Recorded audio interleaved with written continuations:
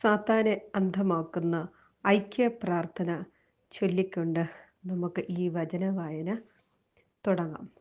ആരാധ്യനായ എൻ്റെ ഈശോയെ, നമ്മുടെ പാദങ്ങൾ ഒരുമിച്ച് സഞ്ചരിക്കട്ടെ, നമ്മുടെ കരങ്ങൾ ഒരുമിച്ച് ശേഖരിക്കട്ടെ, നമ്മുടെ ഹൃദയങ്ങൾ ഒരുമിച്ച് സ്പന്ദിക്കട്ടെ, നമ്മുടെ ആത്മാക്കൾ ഒരുമയിലായിരിക്കട്ടെ, നമ്മുടെ ചിന്തകൾ ഒന്നായി തീരട്ടെ, നമ്മുടെ കാതുകൾ നിശബ്ദതയിൽ ഒരുമിച്ച് ശ്രവിക്കട്ടെ, നമ്മുടെ നോട്ടങ്ങൾ അഗാധമായി പരസ്പരം ചൂഴ്ന്നിറങ്ങട്ടെ.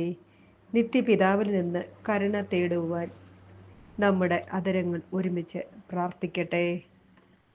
നമ്മുടെ മക്കൾക്കായി, രാജ്യത്തിനായി നമുക്ക് ഇത് ഏറ്റുപറഞ്ഞ് പ്രാർത്ഥിക്കാം. ഹല്ലേലൂയ. യേശുവേ നന്ദി, യേശുവേ സ്തോത്രം, ഈശ്വരാധന. വിശുദ്ധ യോഹന്നാന്റെ സുവിശേഷം അധ്യായം 9. അന്ധനെ സുഖപ്പെടുത്തുന്നു. അവൻ കടന്നു പോകുമ്പോൾ ജന്മന അന്ധനായ ഒരുവനെ കണ്ടു. ശിഷ്യന്മാർ യേശുവിനോട് ചോദിച്ചു, റബ്ബി, ഇവൻ അന്ധനായി ജനിച്ചത് ആരുടെ പാപം നിമിത്തമാണ്? ഇവന്റെയോ ഇവന്റെ മാതാപിതാക്കന്മാരുടെയോ? യേശു മറുപടി പറഞ്ഞു, ഇവന്റെയോ ഇവന്റെ മാതാപിതാക്കന്മാരുടെയോ പാപനിമിത്തമല്ല, പ്രത്യുത ദൈവത്തിന്റെ പ്രവൃത്തികൾ ഇവനിൽ പ്രകടമാകേണ്ടതിനാണ്. എന്നെ അയച്ചവന്റെ പ്രവൃത്തികൾ പകലായിരിക്കുവോളം നാം ചെയ്യേണ്ടിയിരിക്കുന്നു. ആർക്കും ജോലി ചെയ്യാൻ പാടില്ലാത്ത രാത്രി വരുന്നു. ലോകത്തിലായിരിക്കുമ്പോൾ ഞാൻ ലോകത്തിന്റെ പ്രകാശമാണ്. ഇത് പറഞ്ഞിട്ട് അവൻ നിലത്ത് തുപ്പി, തുപ്പൽ കൊണ്ട് ചെളിയുണ്ടാക്കി അവന്റെ കണ്ണുകളെ പൂശിയിട്ട് അവനോട് പറഞ്ഞു, നീ പോയി സീലോഹ, അയക്കപ്പെട്ടവൻ എന്നർത്ഥം, കുളത്തിൽ കഴുകുക.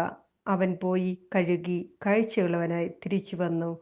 അയൽക്കാരും അവനെ മുമ്പ് യാചകരായി കണ്ടിട്ടുള്ളവരും പറഞ്ഞു, ഇവൻ തന്നെയല്ലേ അവിടെ ഇരുന്ന് ഭിക്ഷ യാചിച്ചിരുന്നവൻ? ചിലർ പറഞ്ഞു, ഇവൻ തന്നെ.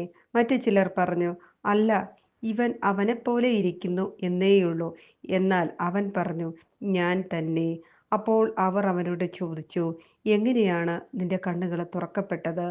അവൻ പറഞ്ഞു, യേശു എന്നു പേരുള്ള മനുഷ്യൻ ചെളിയുണ്ടാക്കി എൻ്റെ കണ്ണുകളെ പുരട്ടി സീലോഹായിൽ പോയി കഴുകുക എന്ന് പറഞ്ഞു. ഞാൻ പോയി കഴുകി, എനിക്ക് കാഴ്ച ലഭിച്ചു. എന്നിട്ട് അവൻ എവിടെ എന്ന് അവർ ചോദിച്ചു. എനിക്കറിഞ്ഞുകൂടാ എന്ന് അവൻ മറുപടി പറഞ്ഞു. മുമ്പ് അന്ധനായിരുന്ന അവനെ അവർ ഫരിസേയരുടെ അടുത്ത് കൊണ്ട് ചെന്നു. യേശു ചെളിയുണ്ടാക്കി അവൻ്റെ കണ്ണുകൾ തുറന്നത് ഒരു സാബത്ത് ദിവസമാണ്. വീണ്ടും ഫരിസേയർ അവനോട് എങ്ങനെ അവന് കാഴ്ച ലഭിച്ചു എന്ന് ചോദിച്ചു. അവൻ പറഞ്ഞു, അവൻ എൻ്റെ കണ്ണുകളിൽ ചെളി പുരട്ടി ഞാൻ കഴുകി, ഞാൻ കാണുകയും ചെയ്യുന്നു. ഫരിസേയർ ചിലർ പറഞ്ഞു, ഈ മനുഷ്യൻ ദൈവത്തിൽ നിന്നുള്ളവനല്ല, എന്തെന്നാൽ അവൻ സാബത്ത് ആചരിക്കുന്നില്ല. എന്നാൽ മറ്റുള്ളവർ പറഞ്ഞു, പാപിയായ ഒരു മനുഷ്യന് എങ്ങനെ ഇത്തരം അടയാളങ്ങൾ പ്രവർത്തിക്കാൻ കഴിയും? അങ്ങനെ അവരുടെ ഇടയിൽ ഭിന്നതയുണ്ടായി. അപ്പോൾ ആ അന്ധനോട് വീണ്ടും അവർ ചോദിച്ചു, അവൻ നിന്റെ കണ്ണുകൾ തുറന്നല്ലോ, അവനെപ്പറ്റി നീ എന്തു പറയുന്നു? അവൻ പറഞ്ഞു, അവനൊരു പ്രവാചകനാണ്. അവൻ അന്ധനായിരുന്നെന്നും കാഴ്ച പ്രാപിച്ചെന്നും കാഴ്ച ലഭിച്ചവന്റെ മാതാപിതാക്കന്മാരെ വിളിച്ചു ചോദിക്കുവോളം യഹൂദർ വിശ്വസിച്ചില്ല. അവർ ചോദിച്ചു, അന്ധനായി ജനിച്ചു എന്ന് നിങ്ങൾ പറയുന്ന നിങ്ങളുടെ മകൻ ഇവനാണോ? ആണെങ്കിൽ എങ്ങനെയാണ് അവനിപ്പോൾ കാണുന്നത്? അവന്റെ മാതാപിതാക്കന്മാർ പറഞ്ഞു, അവൻ ഞങ്ങളുടെ മകനാണെന്നും അവൻ അന്ധനായി ജനിച്ചു എന്നും ഞങ്ങൾക്കറിയാം. എന്നാൽ ഇപ്പോൾ അവൻ എങ്ങനെ കാണുന്നു എന്നും അവന്റെ കണ്ണുകൾ ആര് തുറന്നു എന്നും ഞങ്ങൾക്ക് അറിഞ്ഞുകൂടാ. അത് അവനോട് തന്നെ ചോദിക്കുവിൻ. അവന് പ്രായമായല്ലോ, തന്നെക്കുറിച്ച് അവൻ തന്നെ പറയും. അവൻ്റെ മാതാപിതാക്കന്മാർക്ക് ഇങ്ങനെ പറഞ്ഞത് യഹൂദരെ ഭയന്നിട്ടാണ്. കാരണം യേശുവിനെ ക്രിസ്തു എന്ന് ആരെങ്കിലും പരസ്യമായി ഏറ്റുപറഞ്ഞാൽ അവനെ സിനഗോഗിൽ നിന്ന് പുറത്താക്കണമെന്ന് യഹൂദർ തീരുമാനിച്ചിരുന്നു. അതുകൊണ്ടാണ് അവൻ്റെ മാതാപിതാക്കന്മാർ അവന് പ്രായമായാലോ, അവനോട് തന്നെ ചോദിക്കുവിൻ എന്ന് പറഞ്ഞത്. അന്ധനായിരുന്ന അവനെ യഹൂദർ വീണ്ടും വിളിച്ച് അവനോട് പറഞ്ഞു, ദൈവത്തെ മഹത്വപ്പെടുത്തുക. ആ മനുഷ്യൻ പാപിയാണെന്ന് ഞങ്ങൾക്കറിയാം. അവൻ പറഞ്ഞു, അവൻ പാപിയാണോ എന്ന് എനിക്കറിഞ്ഞുകൂടാ. എന്നാൽ ഒരു കാര്യം എനിക്ക് അറിയാം, ഞാൻ അന്ധനായിരുന്നു, ഇപ്പോൾ ഞാൻ കാണുന്നു. അവർ ചോദിച്ചു, അവൻ നിനക്ക് വേണ്ടി എന്തു ചെയ്തു? എങ്ങനെയാണ് അവൻ നിന്റെ കണ്ണുകൾ തുറന്നത്?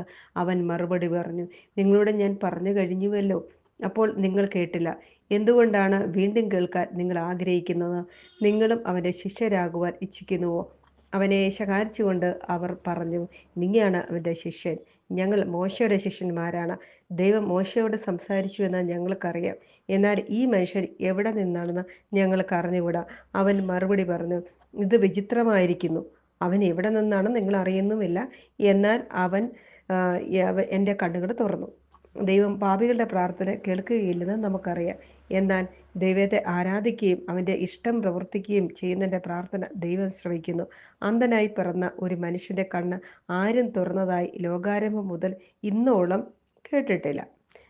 ഈ മനുഷ്യൻ ദൈവത്തിൽ നിന്നുള്ളവനല്ലെങ്കിൽ ഒന്നും ചെയ്യാൻ അവന് കഴിയുമായിരുന്നില്ല. അപ്പോൾ അവർ പറഞ്ഞു, തികച്ചും പാപത്തിൽ പിറന്ന നീ ഞങ്ങളെ പഠിപ്പിക്കുന്നുവോ? അവർ അവനെ പുറത്താക്കി. ആത്മീയ അന്ധത. അവർ അവനെ പുറത്താക്കി എന്ന് യേശു കേട്ടു. അവനെ കണ്ടപ്പോൾ യേശു ചോദിച്ചു, മനുഷ്യപുത്രനിൽ നീ വിശ്വസിക്കുന്നുവോ? അവൻ ചോദിച്ചു, കർത്താവേ, ഞാൻ അവനിൽ വിശ്വസിക്കേണ്ടതിന് അവൻ ആരാണ്? യേശു പറഞ്ഞു, നീ അവനെ കണ്ടു കഴിഞ്ഞു. നിന്നോട് സംസാരിക്കുന്നവൻ തന്നെയാണ് അവൻ.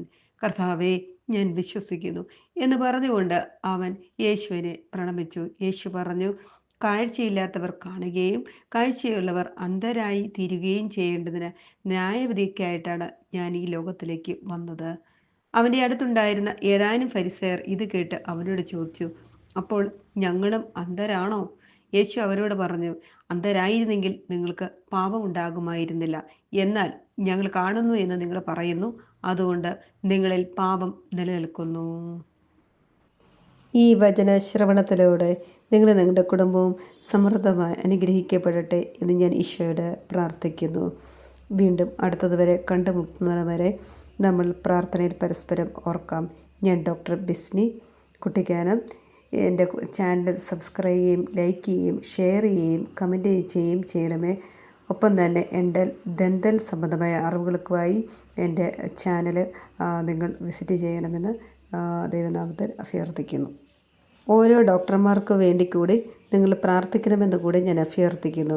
ഓരോ ഡോക്ടർമാരും പേഷ്യൻസിനെ നോക്കുമ്പോൾ അവരിൽ ഈശോ നിറഞ്ഞു നിൽക്കുവാനും ഈശോ എങ്ങനെയാണോ ഓരോ രോഗികളെയും സുഖപ്പെടുത്തിയത്, ഈശോ എത്ര കരുണയോടുകൂടിയാണ് ഓരോ രോഗികളെയും നോക്കിയത്, അതുപോലെ ഓരോ ഡോക്ടേഴ്സും രോഗികളെ കരുണയോടെ സ്നേഹത്തോടും അലിവോടും കൂടെ നോക്കുവാനും അവരെ എല്ലാ മോഡേൺ എല്ലാ ഫെസിലിറ്റീസ് ഉപയോഗിക്കുമ്പോഴും കർത്താവിൻ്റെ നാമത്തിലും അത് ഉപയോഗിക്കപ്പെടാനും പരിശുദ്ധാത്മാവിൻ്റെ അഭിഷേകം അവരിലേക്കെല്ലാം കടന്നു വരാനും ദൈവിക ജ്ഞാനം കൊണ്ട് അവർ നിറയപ്പെടാനും വേണ്ടി നിങ്ങളുടെ എല്ലാവരുടെ പ്രാർത്ഥന പ്രത്യേകമായി ഞാൻ ചോദിക്കുന്നു. ഒപ്പം തന്നെ ആശുപത്രികളെ സമർപ്പിച്ച് പ്രാർത്ഥിക്കണേ, ആശുപത്രികളായിട്ട് ബന്ധപ്പെട്ടവരെ സമർപ്പിച്ച് പ്രാർത്ഥിക്കണമേ.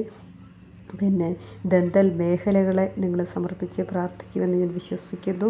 നിങ്ങളുടെ എല്ലാവരുടെയും പ്രാർത്ഥനകൾ എനിക്ക് മാത്രമല്ല, എന്നെപ്പോലെ അനേക ഡോക്ടർമാർക്ക് വലിയ ദൈവാനുഗ്രഹമായി വരികയും അത് നിങ്ങൾക്ക് തന്നെ അനുഗ്രഹമായി മാറുകയും ചെയ്യും. നന്ദി.